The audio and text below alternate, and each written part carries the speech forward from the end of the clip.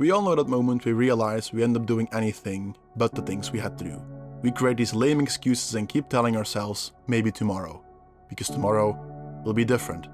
The most important thing to know about procrastination is that it's nothing shameful or bad. It's actually very predictable human behavior. You don't have to stop the procrastination, it's more about learning how to make the choice for the right thing instead of the comfortable thing. To find out why we procrastinate, we have to find out why we do certain things in the first place.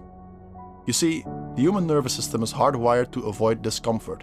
Procrastination is the easiest way to find psychological relief by avoiding the discomfort linked to the task. When we say maybe tomorrow, it makes us feel good because all the stress and anxiety is alleviated. But when it feels good, does it also feel right? We tend to believe that when we procrastinate, we are lazy and we lack motivation. But in fact, we are too motivated. When we procrastinate, we are motivated by two types of motivation.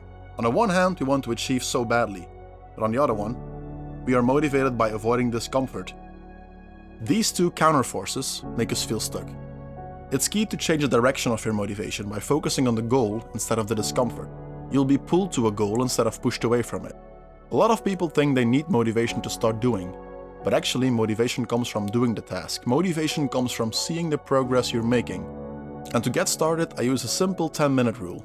I tell myself that I can procrastinate after working for 10 minutes on the task. What we see is that most of the time, we forget the distraction and work on. The idea behind it is to not say no immediately. When you give in, you'll reinforce the idea and behavior you want to avoid as a pain relief, which is not sustainable for lasting change. In a recent coaching session, I've asked my coachee how they felt when they were procrastinating. Were they in a good mood? Happy and fired up? No. Because we avoid a task because it's attached to a deeper negative emotion like insecurity, self-doubt, or a form of anxiety. So by avoiding this uncomfortable feeling, we choose to protect our current mood over the long-term goal pursuit. That's why procrastination has nothing to do with time management, but with emotional management. Something people don't tell you about procrastination is that when you choose to do something else that seems to be more fun than what you should do, you'll see that after a while it covers this enjoyable time to relax with this blanket of guilt. It's this voice inside that tells us that we should be working, that we are throwing away our time, and to be honest, that feeling of guilt is even worse than the possible pain you try to avoid. However it might feel like a natural response, we choose to procrastinate. That means that we can also choose to not procrastinate.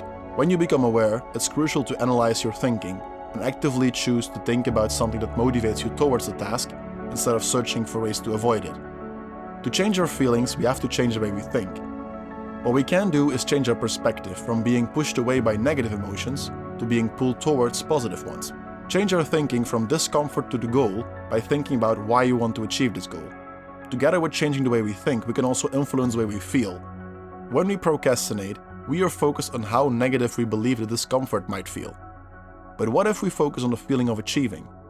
Think about the last time you achieved something. How did achieving make you feel?